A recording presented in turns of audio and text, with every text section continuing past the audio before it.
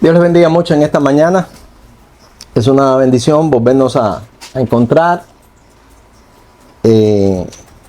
Hemos en domingos anteriores estado compartiendo algunas vivencias personales que les ha podido bendecir a algunos. Y la idea que yo traigo con todo esto es tratar de pasarles los puntos donde en mi vida yo tuve que parar y decir hay que trabajar en esta área, ¿no? Hay que tener en cuenta esta parte de la caminata cristiana, hay que tener en cuenta este concepto, hay que tener en cuenta este principio espiritual y estas cosas que en mi vida, y voy a decir por el Espíritu, pude trabajar en mí, pues yo la paso, porque les pueden estas cosas ayudar a ustedes a decir, ok, yo voy a arreglar esto, yo voy a trabajar en esta parte.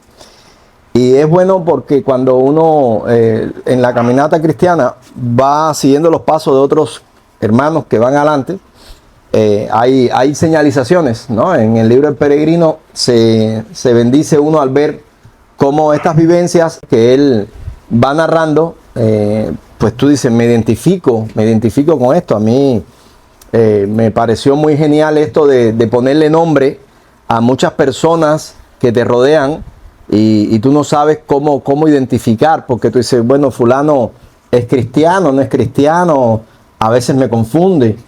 Y cuando leí el libro El Peregrino, yo pues decía, este es fulano, este es mengano.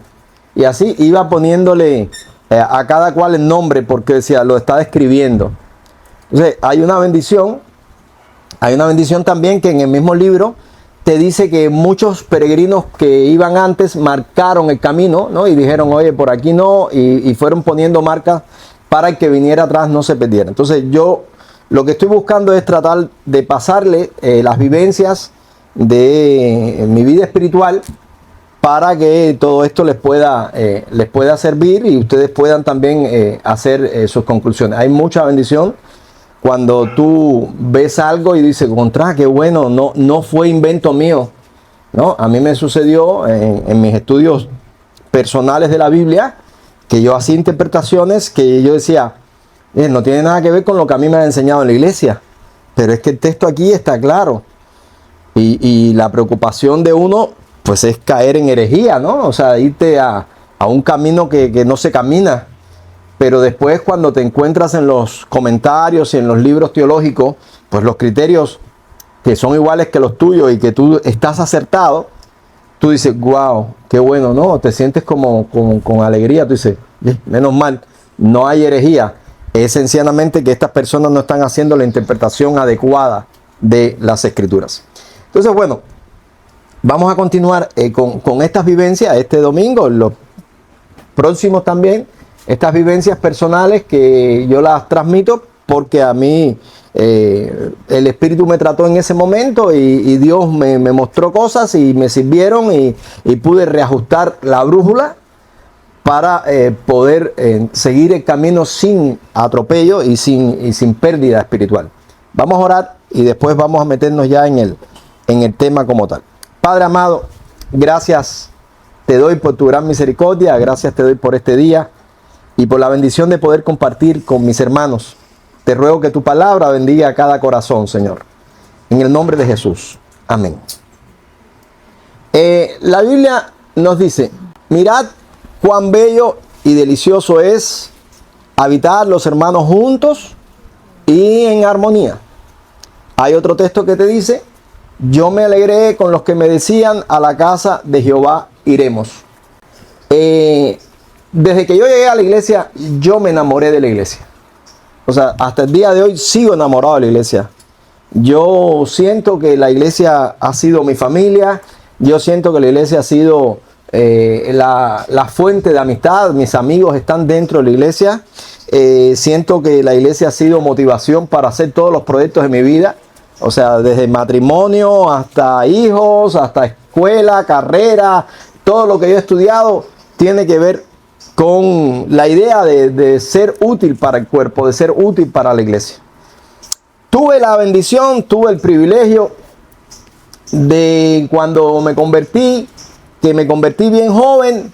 En una ocasión, un anciano dijo, yo tengo una tierrita ahí, una finca, si alguien me puede ayudar a trabajar, yo se lo voy a agradecer. Ustedes han oído en otras predicaciones, yo tenía un problema serio con la vagancia y a mí Dios me había mostrado que había que trabajar en esa área y entonces yo dije, yo voy a ir. Yo levanté la mano y no, yo voy. Y aparecí en casa del anciano y ahí empecé a ayudarlo en su tierrita, empecé a trabajar, pero resultó ser que este anciano era un pastor retirado, presidente de la obra en la que yo estaba por más de 25 años, y era un hombre que tenía una experiencia pastoral increíble porque muchos años trabajando allí en la iglesia, pues tenía muchas cosas que me aportó. Entonces yo iba siempre los sábados a trabajar con él y allí yo pasaba un tiempo y él me daba muchas verdades, muchas cosas que me sirvieron, pero sobre todo me enamoró de la denominación donde yo estaba, ¿no? Entonces él me hizo entender que era la mejor denominación, que era la verdad, que era el equilibrio, que no éramos un extremo, que si éramos del extremo de los que gritaban, ni éramos los extremos que no aplaudían, éramos el equilibrio, todas esas cosas, ¿no? O sea, como que yo me decía, a mí Dios me llevó al mejor lugar. Yo me sentía enamorado de esa denominación, me sentía bien y yo decía, estoy en el mejor lugar. Dentro de las cosas que él me enseñó, y lo agradezco, me enseñó a leer mucho la Biblia. Me dijo, tienes que leer la Biblia, léela muchas veces. Y bueno, pues así empecé, ¿no? A leer la Biblia y leía mucho la Biblia. Ahora, cuando yo empiezo a leer la Biblia, yo veo que la Biblia tiene advertencias y también tiene críticas y también tiene denuncias, también tiene profecías, también tiene promesas. Las promesas se ven poco, la verdad, ¿no? Y sobre todo a mi edad yo no necesitaba mucha promesa. ¿Por qué no necesitaba mucha promesa? Porque a esa edad uno come en cualquier mesa. No tienes preocupación, si Dios suple, Jehová es mi pastor, nada me faltará. A ti no te falta nada porque tú, adolescente, con un pan en la mano, ¿verdad? Comes. O sea, de hecho, mi vida antes de ser cristiano, me gustaba andar por los montes, me iba por los montes, comía fruta, yo era un murciélago, ¿verdad? Andaba por todos esos lugares, no tenía que yo me pasaba días sin comer, nada más comiendo fruta. Eso era natural, no es que no me lo imponían, no, yo llegaba a la casa en la noche y me decía, ¿dónde tú estabas? Yo, por ahí.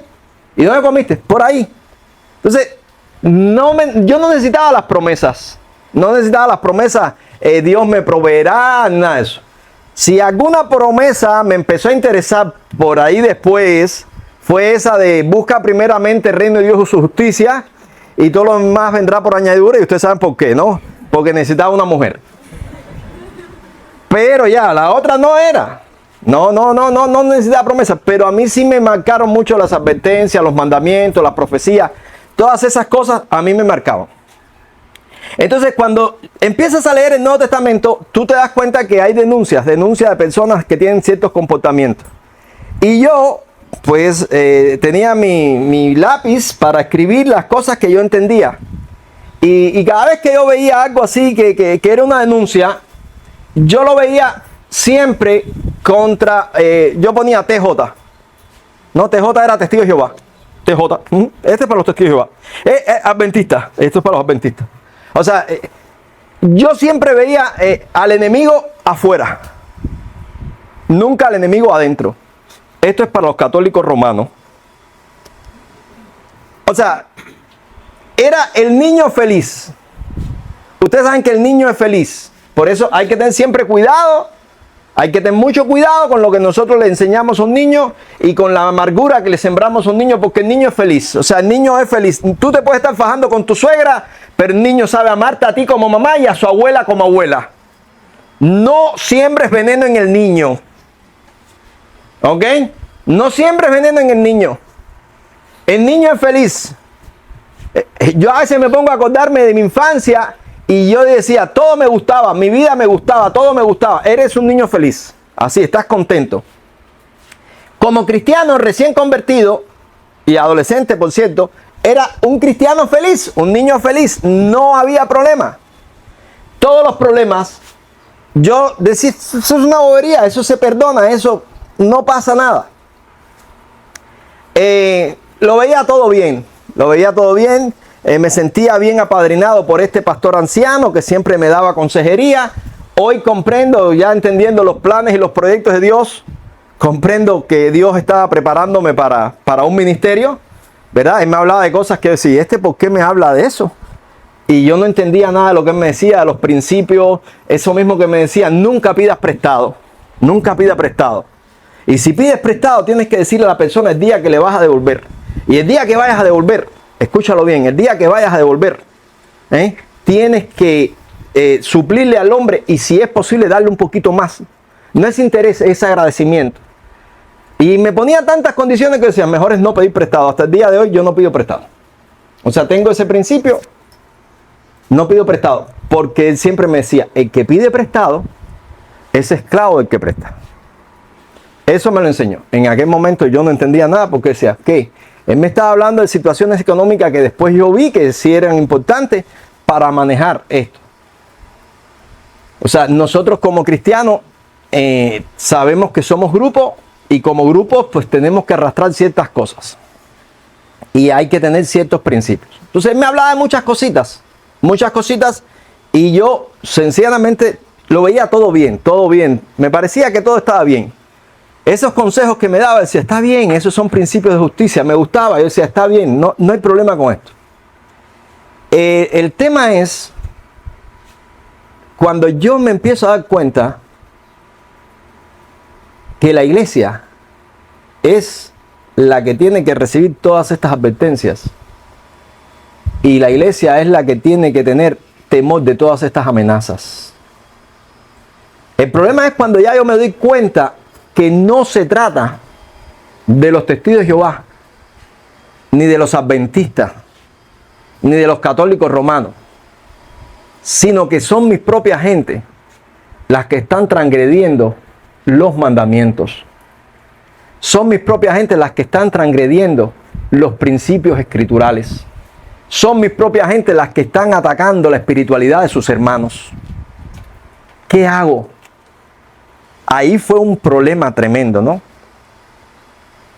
Yo a este anciano lo admiraba mucho. Lo veía todo bien. Y un día, yo llevo un amigo a la iglesia. Un amigo, estábamos del aula, no pienses que era un compañero de aula. Y yo le empiezo a predicar, él se convierte y empieza a ir a la iglesia. Y cuando él llega a la iglesia, y yo le presento con orgullo a mi mentor. Mira, ese es mi mentor. Y él me dice, tienes una cara de vacilador de mujeres tremenda.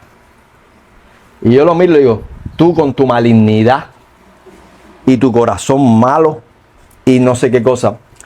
Tiempo, el tipo viene del mundo, el tipo sabe registrar las cosas. Nosotros vemos muchas cosas y las apagamos. A veces vemos bombillos y vemos realidades y nosotros decimos, no, me lo estoy imaginando. ¿Por qué? Porque no nos atrevemos a hacer un juicio. Tememos hacer un juicio. Tememos decir, aquí las cosas se están derrumbando. Tememos crecer. Porque cuando tú empiezas a crecer, ¿verdad? Te das cuenta las cosas que yo como niño descubrí cuando empecé a crecer. Que la amiga no está la amiga, que es una vieja chismosa, que está todo el día metiendo el dedo a ver qué saca, ¿verdad? Que el amigo que viene es un ladrón que le roba a la familia y la pregunta que uno hace como niño, porque me pasó a mí con mi abuela, le dije, si es un ladrón, ¿por qué lo tienen como amigo de la familia? No, porque si su mujer es amiga de nosotros. Entonces, a mí aquello me molestó hace muchos años atrás, siendo yo un niño, y determiné en mi corazón, siendo un niño, que yo no le iba a cuidar la imagen a nadie. Y cuando alguien la riega, yo lo denuncio. En mi familia, fulano eso, primo Bartolo, ese es un descarado. Prima eso es una ramera, no hay hombre que no, en el pueblo que ella no se haya pasado por su cuerpo.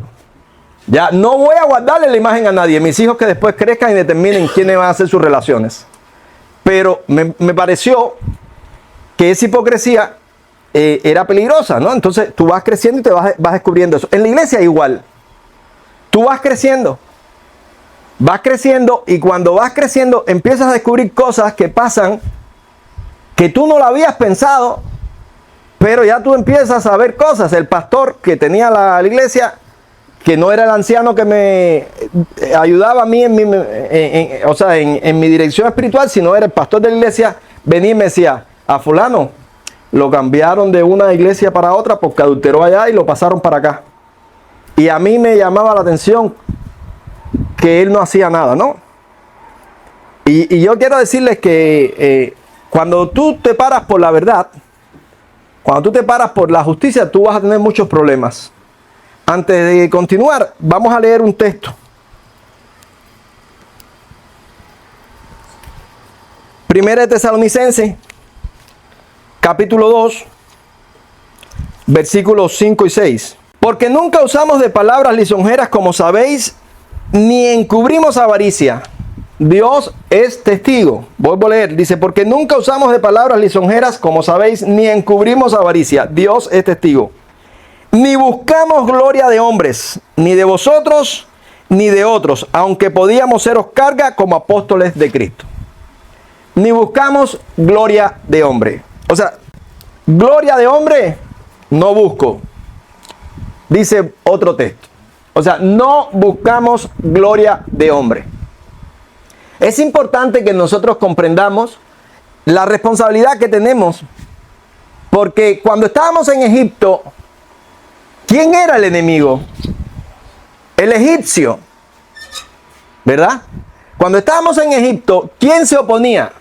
Vamos a decir, el faraón. Estoy haciendo un análisis genérico. El faraón, con sus leyes, con las cosas. Pero cuando ya salimos de Egipto, cuando ya estamos cruzando el Mar Rojo, ¿quién está atentando con mi fe o contra mi fe? Mis hermanos, los del pueblo de Dios. Cuando hay que resistir y tener confianza para tomar la tierra y saber que Dios dio una promesa y que nos los vamos a comer como a pan, ¿quién trajo la mala noticia?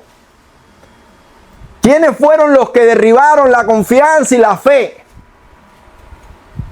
Los espías que habían ido y que se suponían que eran los hombres espirituales de cada grupo, de cada tribu, de cada región. Esos fueron los tipos que vinieron a atacar. ¿Quiénes se rebelaron contra Moisés? Aarón y María, los hermanos, Coré, Datán y Abirán. Hay que comprender, hay que entender, porque en un momento tienes una relación en el mundo, la relación del mundo te traiciona y tú llegas a la iglesia y tú dices, estoy en otro lugar, ya aquí es diferente, aquí nadie me va a traicionar. Pero resulta que en la iglesia encuentras traición. Resulta que aunque no sales allá afuera, al mundo, a nada, aunque no convivas allá afuera, tienes en la iglesia muy malos momentos. Tienes en la iglesia personas que te difaman. Tienes en la iglesia personas que te critican, que te juzgan, que no tienen misericordia. Tienes en la iglesia a los vagos. Porque dice la Biblia, que no trabaje, que tampoco coma. Y era precisamente un contexto donde todos los hermanos de Tesalónica habían entendido la idea de la parucía, o sea, la venida del Señor inmediata, y dijeron, si Cristo viene pronto, ¿para qué vamos a trabajar? Vamos a estar todos aquí echando barriga y vamos a estar todos juntos. Pero ya nosotros conocemos lo que pasa, porque hemos vivido en la sociedad comunista, donde la gente no trabaja, donde la gente echan barriga, y mientras más arriba, más barriga, ¿no? Y al final tenemos 100 jefes y un solo obrero. Pero alguien tiene que comer. Pero para comer alguien tiene que trabajar. Y lo triste es eso, que hay muchos proyectos espirituales que caen sobre el lomo del contribuyente. Y viene el hermano engañador y viene el mentiroso y te dice, vamos a confiar, reprende ese demonio de tacañería, suelta la plata, suelta el dinero. Y la gente dando dinero y dando dinero y dando dinero. O la ofrenda pro templo. Vamos a dar dinero para el templo y ahí, y resulta ser que nunca ves el templo terminarse, nunca se hace el templo, no se hace nada y los beneficios tú los ves ir a otro lugar.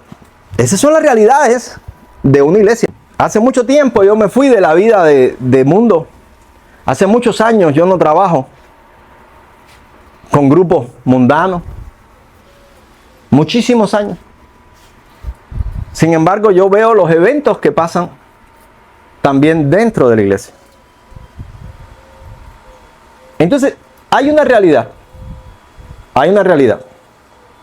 Cuando el amigo me dice que el pastor que me enseñaba a mí tenía cara de codicioso, de vacilador de mujeres, como me dijo él me dice esto y automáticamente a mí me empiezan algunas cosas así en la mente, porque yo recuerdo, antes que este amigo me dijera esto, él un día me invita a su casa a ver un concurso de Miss Universo. Él tenía un video de cinta Betamax, ¿no? Puede ser, un video de los de cinta cuando eso en Cuba era un privilegiazo, ¿ok? Eso no lo tenía mucha gente, pero entonces él tenía los videos de eso, de los concursos de Miss Universo, y me dijo, ven, porque quiero que vea mujeres hermosas, mujeres bien preparadas. Y yo me disparé a aquello. No tiene nada que ver conmigo, mi mentalidad era distinta, no es porque yo no veía, sí, mujeres, pero no, para mí ese tipo de cosas no me llamaba la atención. O sea, soy más bien una persona bastante activa, me gustan las cosas en camino, trabajar, inventar. Eso es sentarme a ver un proceso Miss Universo que ustedes saben que empieza primera sección, segunda sección. Él me decía, mañana seguimos. Y bueno, yo lo veía. Yo recuerdo una señora que visitaba la iglesia que me preguntó dónde yo estaba. Le dije, no, yo fui a ver estaba en casa del pastor fulano. ¿Y qué estaban haciendo allí? Y yo le dije, no, estábamos viendo un concurso de Miss Universo. No, a mí eso no me era problema. Y ella me dice, ¿pero para qué tú tienes que ver un concurso de Miss Universo? Digo, no, él me dijo para verlo, ¿pero para qué? ¿Para qué usted tiene que ver un concurso de Miss Universo? Y yo, chica, eso no sé, no, él me dijo, vamos a verlo y yo lo veo, ya, no hay problema. No había ningún problema, escúchenlo bien. En ese momento mi mente seguía siendo una mente tranquila, una mente ingenua, normal. Pero ya pasa el tiempo cuando este amigo o este compañero de aula me mete ese bicho en el cuerpo. Yo empiezo a decir, bueno, espérate, déjame no juzgar a la ligera ya le metí de impío para adelante y de maligno y de no sé cuánto, déjame ver, o sea, ya yo empiezo lo que le llamo atar cabo. Atando cabo, y esto no, escúchenlo bien por favor, esto no fue de un día, fueron años, hasta que al final yo tuve que enfrentar a este hombre. O sea, yo tuve que enfrentar a este hombre porque indiscutiblemente el amigo había puesto el ojo y había puesto la bala. Esa era la realidad. Lo había descrito bien, ¿no? Y tuve que enfrentarlo. Se dio un evento bastante engorroso. Él lo negó, dijo que era mentira. Yo siempre fui muy respetuoso. ¿Ok? Muy respetuoso con él. Le dije, escucha bien, yo no vengo a juzgarte. La Biblia dice que contra un anciano no admite acusación, sino con 2 o 3 testigos. Yo solamente vengo a hablar contigo y a que me digas por qué lo hiciste. Él lo negó, pero después, por esa conciencia, que yo sé que el espíritu está ahí, escribió una carta a la persona vinculada, la persona me pasa la carta, cuando me pasa la carta yo se la paso al pastor, le digo, mira la carta, aquí esta es la declaración de que es verdad. El pastor esconde la carta.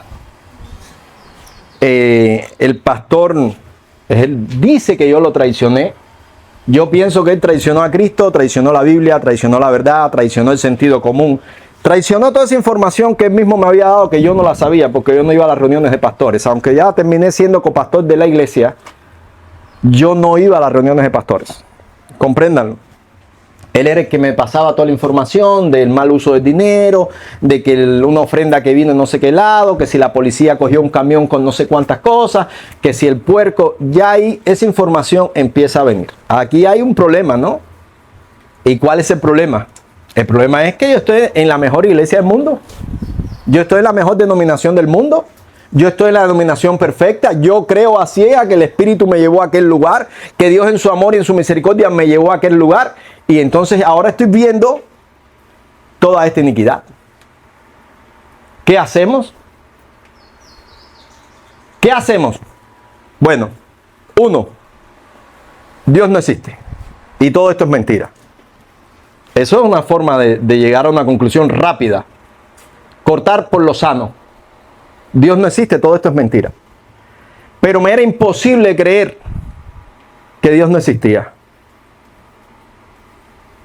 Dos, esto es una buena forma de encontrar una manera de vivir. Pero todo aquí es apariencia. Otra conclusión lógica. Tampoco me permitía el Espíritu esto.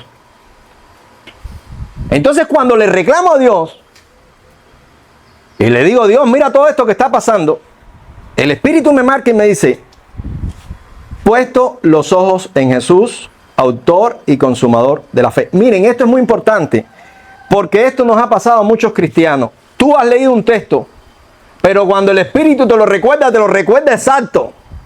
Tú dices, yo sé que está en la Biblia, yo sé que está en la Biblia, pero ¿dónde está? A esa hora tuve que salir a buscar ese texto, que está en hebreo.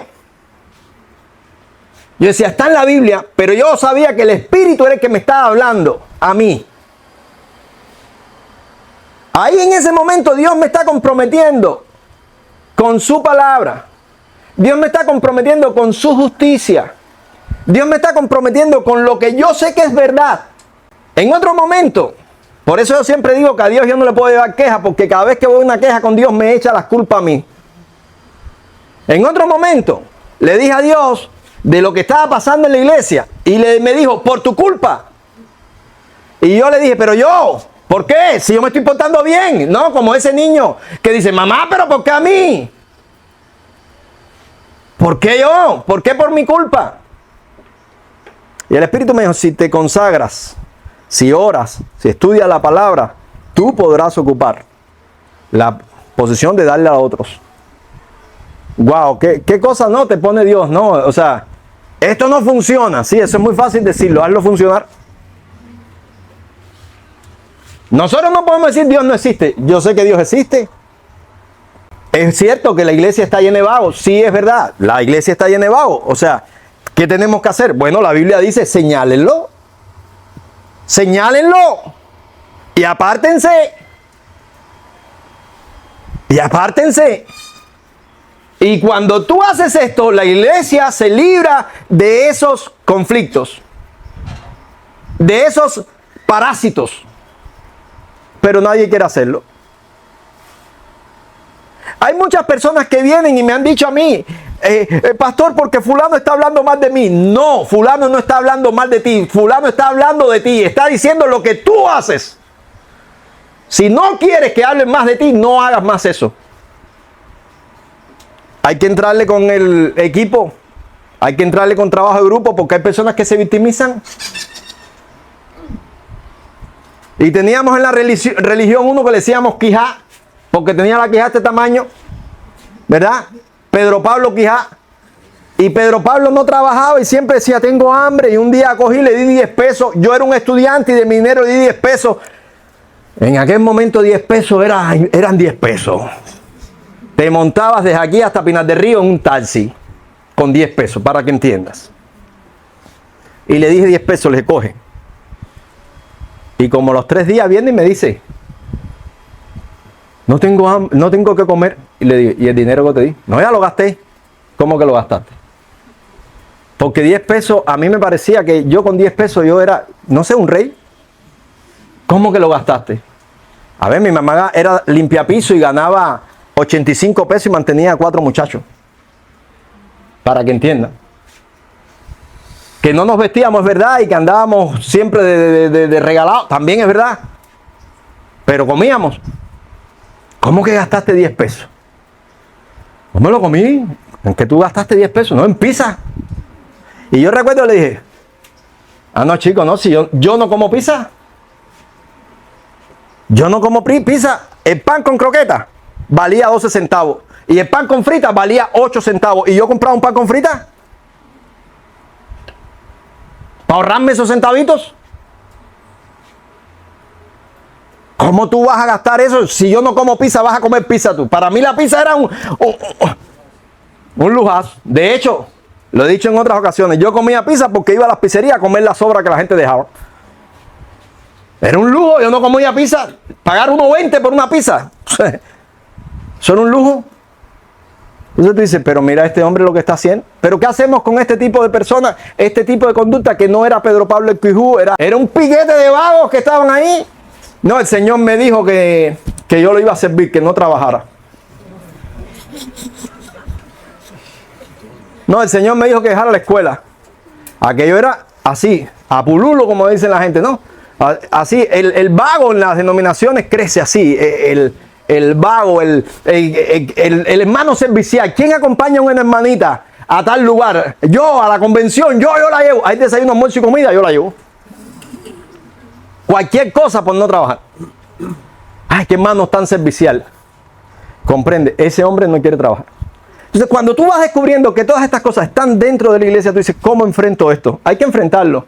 Y ya te dije, conclusiones rápidas, Dios no existe, todo esto es mentira, me voy de la iglesia, que todo eso yo lo llegué a pensar. ¿Ok? Llegué a pensar, si estos son todos, primero yo me enamoré de la iglesia y de pronto yo dije, estos son unos descarados. Pero de pronto veía 2 o 3 hermanos verdaderos y decía, pero estos no, pero estos son unos descarados. Eran más los descarados que los verdaderos. ¿Qué hago? Bueno, vamos a darle la queja a Dios. Porque Dios, ¿ok? Dios, escúchenlo bien, es el dueño de la iglesia. Él es el Señor de la iglesia. ¿Lo creen o no lo creen? Aquí el Señor de la iglesia no es el pastor, ni el apóstol, ni nada de eso. Lean Efesios para que vean la mejor epístola eclesiológica de la Biblia. Ahí. El Señor es la cabeza, nosotros el cuerpo. Y nosotros tenemos que honrar a Dios. Bueno, vamos a dar la queja a Dios. La queja, ¿cómo terminó? Ya te dije. Dios señalándome. Es por tu culpa. Sí, conságrate. Empieza a pagar un precio. Empieza a predicar. Por supuesto, cuando tú empiezas a predicar, en un momento todo el mundo dice, ay, qué muchachito más lindo, ¿no? Ay, qué jovencito tan bonito, qué bien, qué muchachito más maduro. Es que tú pareces más viejo de la edad que tienes. No, vaya, no por nada, sino por la madurez. Oye, qué lindo. Hasta que el Espíritu te empieza a marcar que tienes que ponerle nombre y apellido a los pecados. O sea, yo me di cuenta que muchas personas predicaban una verdad. Pero yo le llamaba verdad mantequilla. ¿Por qué le decía la verdad mantequilla? Porque caía y yo decía, no le cae arriba a nadie. Tú podías decir, esto es para fulano.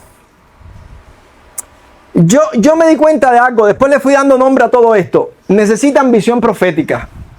Esta gente, la verdad, es una verdad sin visión profética. Hace falta una visión profética. Hace falta un profeta que diga, ese hombre eres tú. Ahora, decidirte, escúchenlo bien, a decirle a la gente, ese hombre eres tú, es difícil. Porque primero que nada, tú tienes que estar marcado por la sangre de Cristo. O sea que si el ángel de la muerte viene a ti, no te toque. Entonces tú tienes que decirle que no al pecado. Primero tienes que determinar morir al mundo. Tienes que convencerte tú en tu corazón que no quieres nada de este mundo. Gloria de hombre no busco, dice la palabra. Dice Pablo, gloria de hombre no busco. Tú tienes que estar convencido de eso. Y tienes que estar convencido de que todo el que anhele vivir piadosamente en Cristo Jesús padecerá persecución. Y yo siempre he dicho que guapo, entiendan aquí, porque nos graban, en Cuba guapo es peleonero, el tipo que no le tiene miedo a nada, valiente, ¿verdad? En otros países guapo es bonito, aquí es más arrañado. Yo siempre he dicho que el valiente no es el que se pelea con con el equipo contrario. Porque ustedes conocen, los que hemos estado en lugares cerrados, internados y todas estas cosas, cárceles y eso, que cuando hay un bando contrario tú eres muy guapo. ¡Ah, sí, vamos a pelear! Pero cuando tú tienes que enfrentar al tuyo y decirle tu conducta está mala, cuando tú tienes que enfrentar a tu jefe y decirle tu conducta está mal, cuando tú tienes que enfrentar a tu pastor y decirle tu conducta está mal, con evidencia, ¿ok? Porque también hemos visto muchas personas que hablan ahí en su vanidad sin entender el precio que se tiene que pagar para poder llevar sobre los hombros a muchas personas. O sea, yo soy muy respetuoso y cuando he tenido que reprender a personas con autoridad lo he hecho desde la humildad, con respaldo de oración y sabiendo que Dios me está hablando. ¿Ok? Pero yo sé que cuando esto pase va a ser difícil. Enfrentar al amigo y decirle estás haciendo algo mal. Enfrentar al amigo, al que camina contigo, como dice la Biblia, tú íntimo mío, ¿verdad? Que compartías el pan, que juntos íbamos a la casa de Dios. Enfrentar a esta gente es difícil. Pero tienes que hacerlo o te vas a volver cómplice de muchas personas. Y eso ya, una vez que pase, no vas a poder honrar a Dios. O sea, tienes que estar dispuesto a pagar un precio. Amados, déjenme decirles que se van a ganar buenos nombretes, buenas acusaciones. Por ejemplo, a mí me han dicho Hitler, ¿verdad? Es un nazi, es un Hitler. Me han dicho Fidel Castro. O sea, una ofensa para mí bastante dura. No, porque igual que Fidel Castro fue eliminando a los que le hacían sombra. Yo no he eliminado a los que me hacen sombra. ¿Ok? Yo sencillamente a los que no han andado en rectitud, con amor lo he señalado una y otra vez y después le he dicho, tu camino no es aquí. Si quieres pagar un precio, pararte por la verdad, ven, pero ahora no.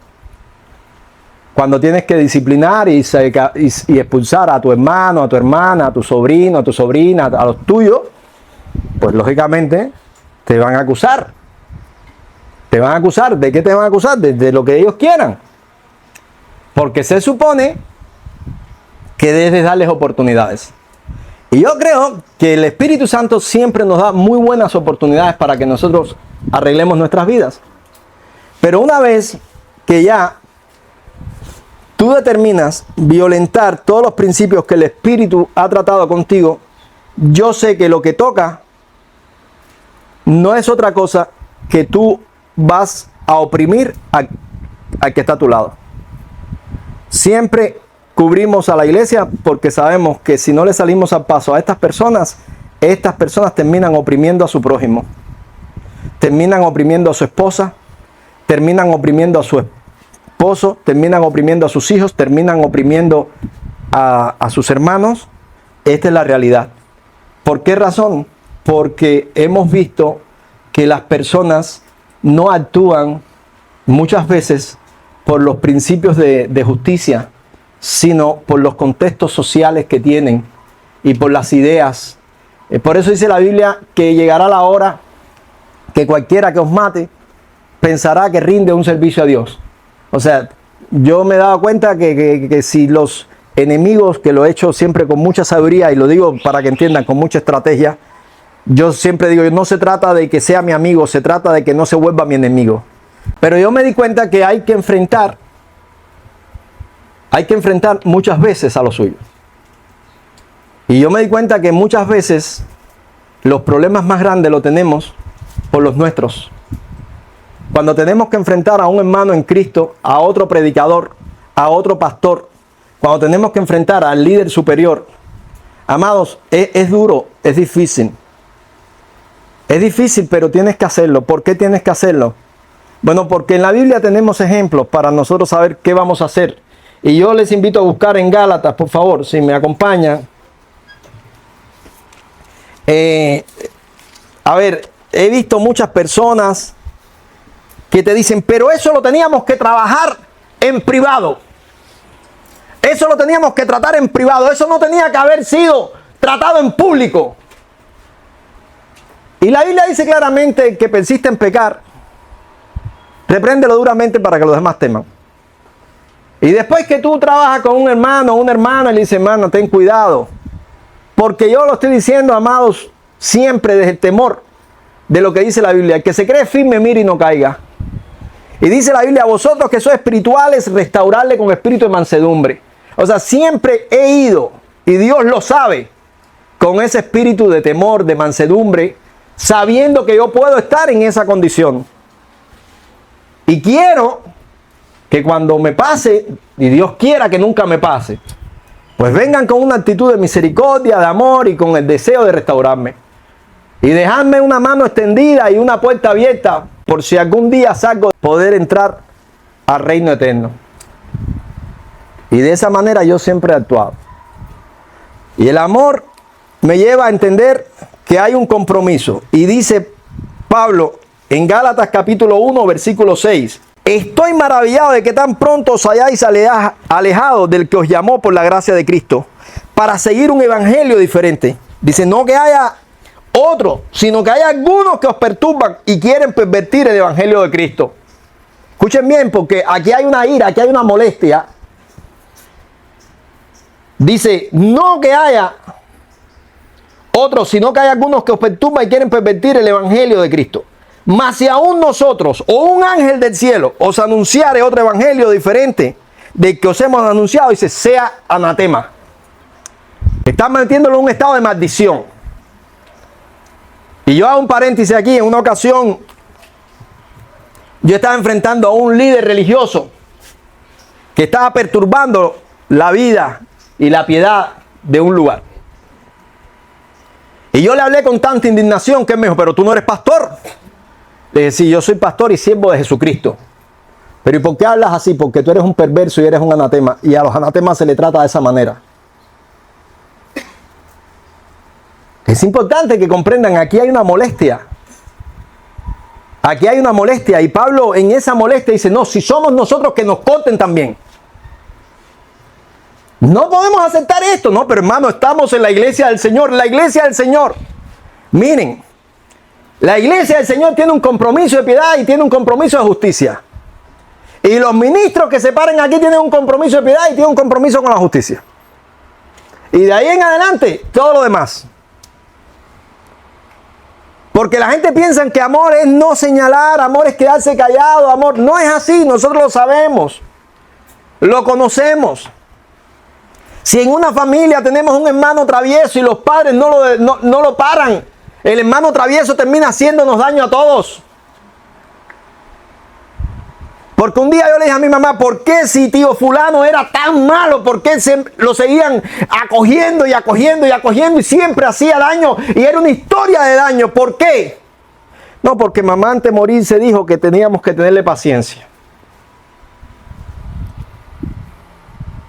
¿Por qué teníamos que tenerle paciencia?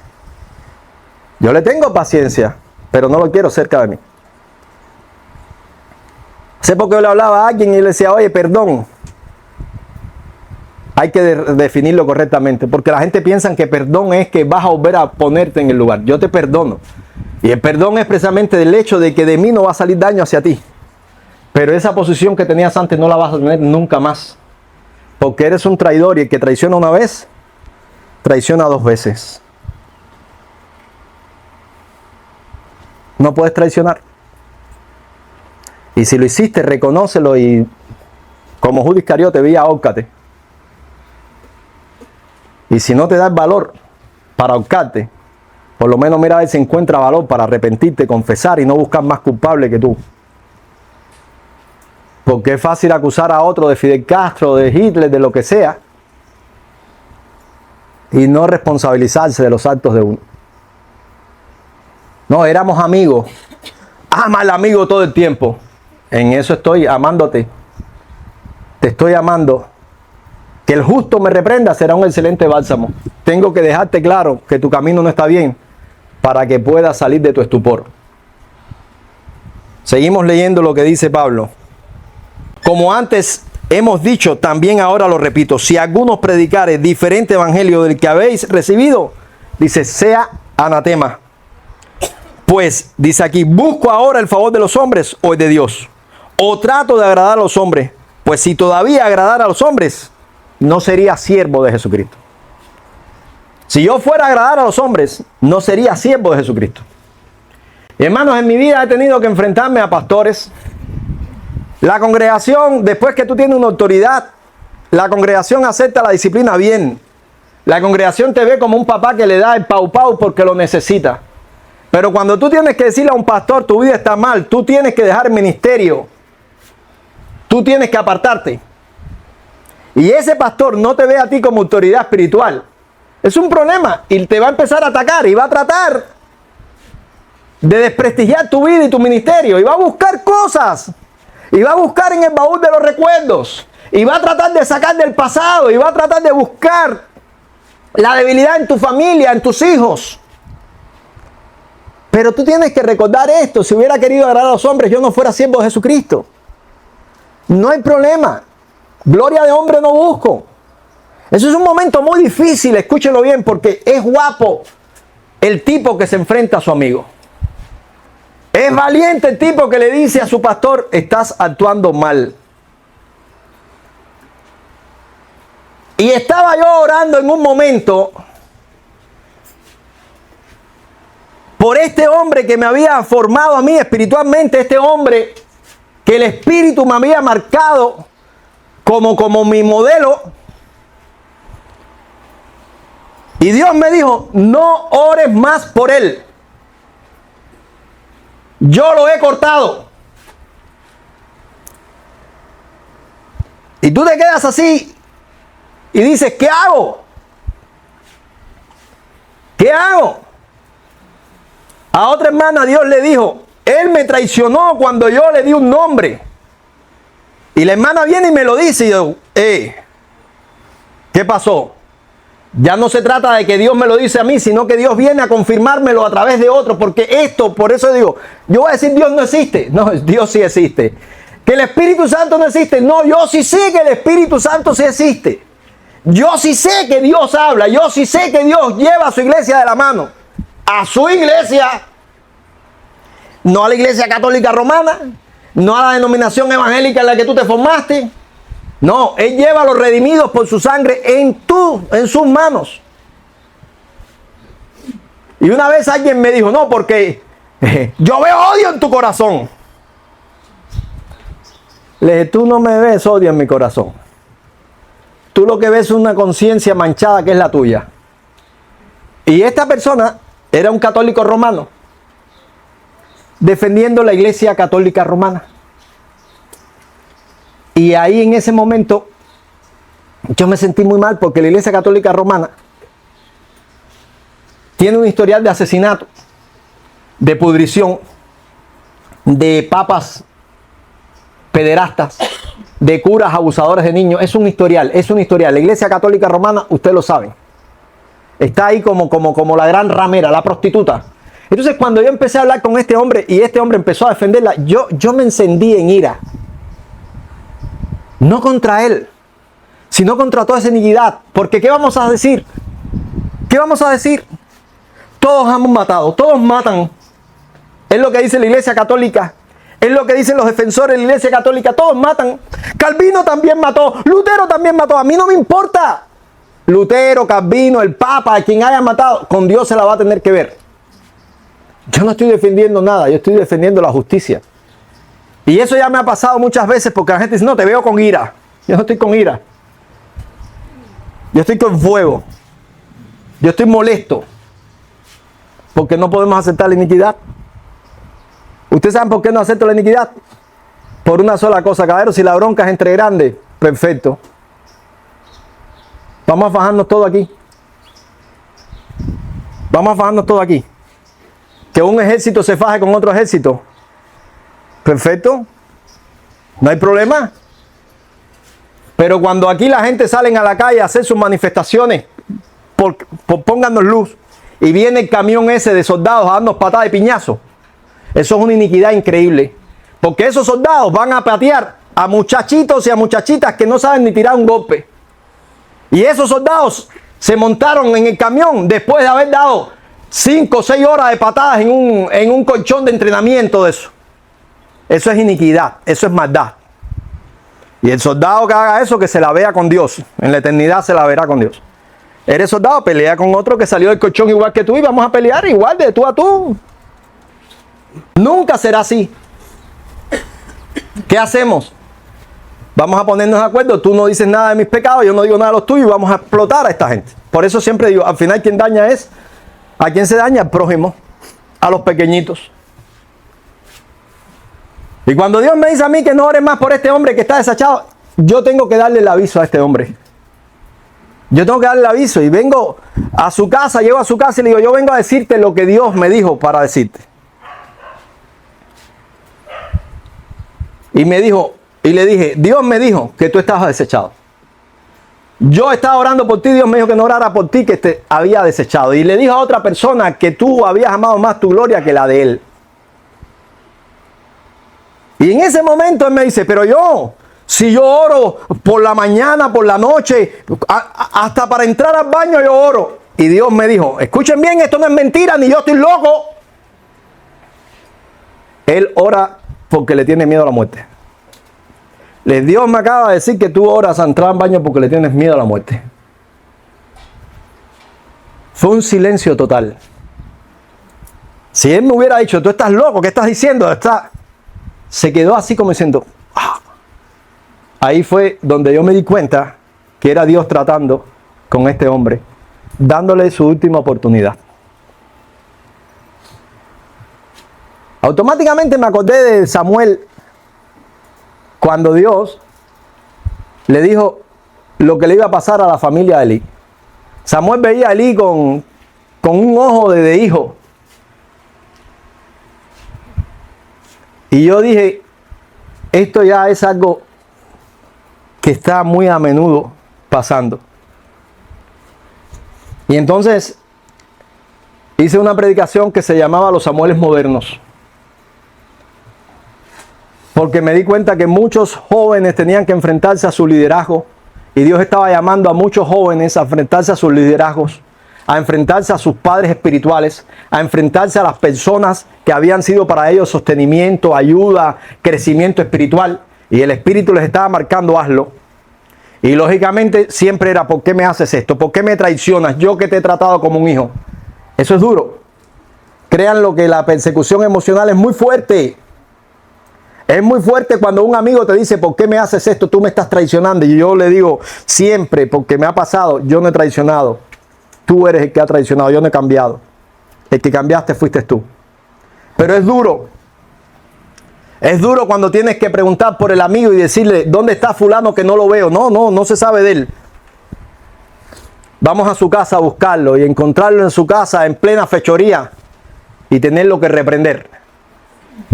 Y escuchar de él y de su esposa, tú lo que eres un Fidel Castro. Es fuerte. Pero es que tu espiritualidad está en juego en todo esto. O sea, Dios te está marcando que ya tienes que crecer. Dios te está marcando que ya no se puede aceptar que en la casa pasen esas cosas que venían pasando. Porque muchos de nosotros fuimos felices en nuestra familia hasta que en la casa entró el pecado. Hasta que en la casa entró el amante del papá o el amante de la mamá o el noviecito de la hermana. Y todo aquel cielo que teníamos se volvió un infierno. Y lo único que uno mira como niño es, y nadie va a parar esto. Nadie va a detener esto. ¿Quién lo detiene? ¿Quién lo detiene? Entonces nosotros no podemos permitir que la iglesia se llene de este tipo de iniquidad. Porque si esto pasa, ya entonces no es la iglesia. ¿Qué dijo Jesús? ¿Han hecho de mi casa una cueva de ladrones? Esta es la realidad. Si nosotros no podemos venir a este lugar y sentarnos aquí, escuchar la palabra de Dios y escuchar la reflexión de un hermano, el testimonio de un hermano, con nuestros defectos, que son muchos, pero nuestros deseos de amar son tan grandes que tus defectos se van a quedar chiquitos, no lo vamos a mirar. Porque el amor todo lo cree, todo lo sufre, todo lo espera, todo lo soporta. Te vamos a soportar, te vamos a llevar, te vamos a ayudar. Eso es lo importante, ¿no? Que todo esto funcione. Que uno pueda decir, yo creo en Dios. Y la iglesia es parte de Dios. Pero si tú entras a un lugar y lo que encuentras es una cueva de ladrones, ya ahí hay un problema muy serio. Hay un problema muy serio. Gálatas, capítulo 2, dice: después de 14 años subí otra vez a Jerusalén con Bernabé, llevando también conmigo a Tito. Pero subí según una revelación, para no correr o no haber corrido en vano. Expuse en privado a los que tenían cierta reputación el evangelio que predico entre los gentiles. Para no gastarnos mucho, yo voy a dejar esta parte aquí, lo voy a explicar, y después el domingo próximo seguimos, o el otro, cuando Dios nos permita. Pablo tuvo un trato de Dios. Pablo tuvo un trato de Dios, y en muchas de sus defensas hacia los que atentaban contra su apostolado, él decía: a mí Dios me llamó. A mí Dios me llamó. Es normal que cuando tú señalas, la gente lo primero que van a buscar es si tú tienes un respaldo de algún tipo para hacer eso que estás haciendo. ¿Se acuerdan cuando Jesús viró a la mesa de los cambistas? Vinieron y le dijeron: ¿con qué autoridad tú haces esto? ¿Se acuerdan? Cuando tú señalas, la gente te van a preguntar: uno, ¿en qué seminario tú estudiaste? Tú eres pastor. ¿En qué seminario tú estudiaste? Imagínense que yo no había estudiado en ningún seminario. Entonces, ¿qué seminario me calificó a mí para ser pastor? A ti te impusieron la mano. La sucesión apostólica, te impusieron la mano.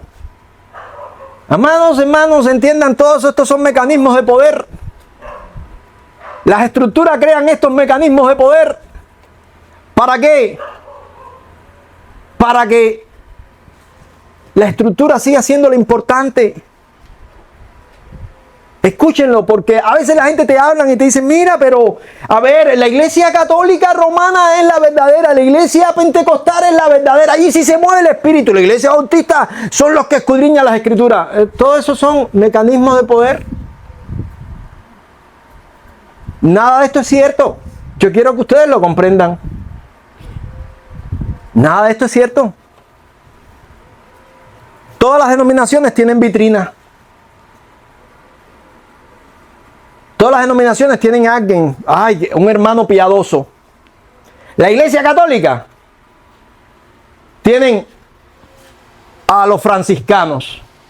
¿Y quiénes son los franciscanos? Los seguidores de San Francisco de Asís.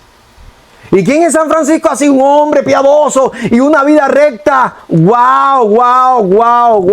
La historia de San Francisco de Asís. El hombre que hasta los animales le rendían pleitesía. El hombre que era un hombre humilde. El hombre... ¡Oh, qué magnífico! Pero yo tengo un texto de la Biblia que a mí siempre me da en la cabeza. Muy fuerte me da ese texto a mí en la cabeza.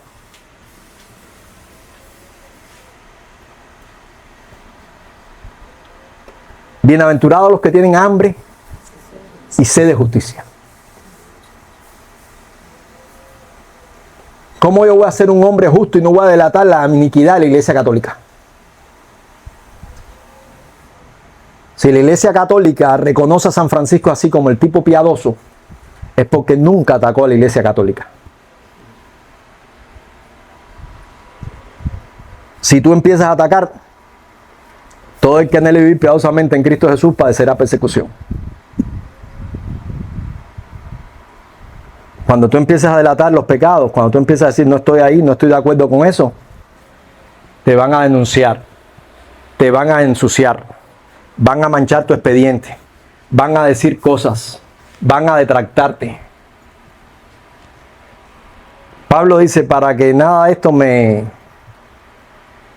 sintiera o me pareciera raro, dice, yo subí a Jerusalén, dice, por una revelación. Yo quiero saber si lo que Dios me está marcando a mí es lo correcto.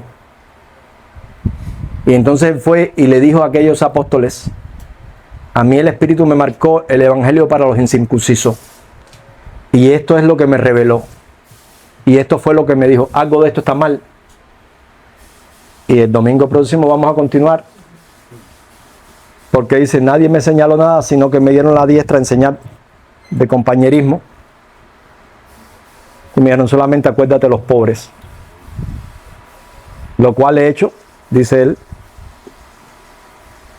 sin ningún problema. El crecimiento te lleva a la responsabilidad. El crecimiento te lleva a entender cosas. El crecimiento te lleva a entender que muchas veces vas a tener que oponerte al amiguito que ya pasamos a cierta edad y sigues tonteando y ya te estás acercando al camino sin regreso.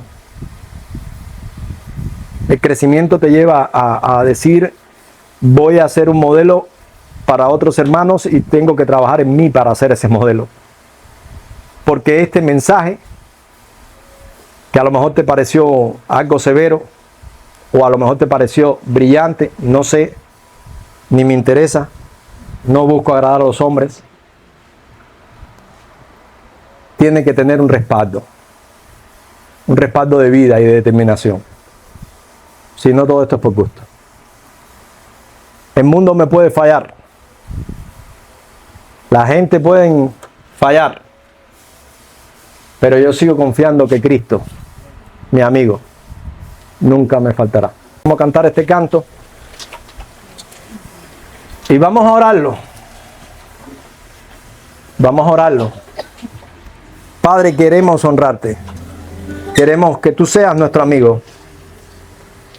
Queremos servirte siempre. Cristo está conmigo, lo puedo sentir. Siempre me guía, me ayuda a vivir. Yo tengo sus promesas y puedo confiar. Aunque desmayare, Él me levantará. Cristo está conmigo. Cristo está conmigo, lo puedo sentir. Siempre me guía, me ayuda a vivir. Yo tengo sus promesas y puedo confiar. Aunque desmayare, Él me levantará. La gente me puede fallar, el mundo se puede acabar, pero yo sigo confiando en que Cristo, mi amigo, nunca me fallará.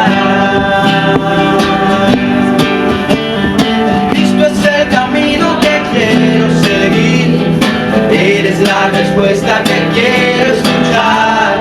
Y solo de su mano podré caminar, porque Él es mi amigo y nada es mejor. La gente me puede fallar, el mundo se puede acabar, pero yo sigo confiando en que Cristo, mi amigo, me fallará. La gente me puede fallar, el mundo se puede acabar, pero yo sigo confiando en que Cristo, mi amigo, nunca me fallará. Cristo está conmigo, lo puedo sentir, siempre me me ayuda a vivir. Tengo sus promesas, yo puedo confiar. Aunque desmayare, Él me levantará.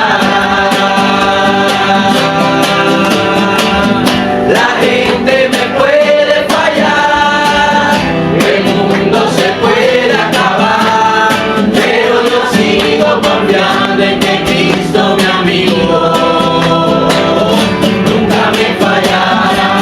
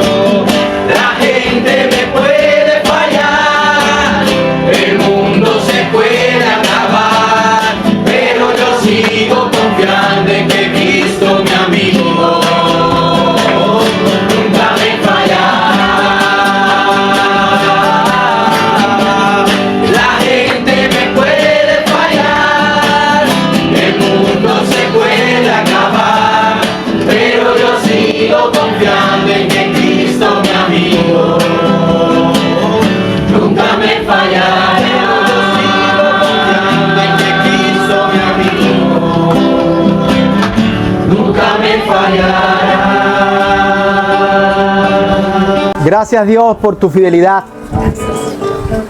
Gracias, oh Dios, por la verdad de tu palabra. Gracias. Amén. Y amén. Dios les bendiga. Muchas gracias a ustedes también por su gentileza. Nos saludamos en el amor de Cristo y nos vemos el domingo próximo, Dios mediante. Hemos terminado.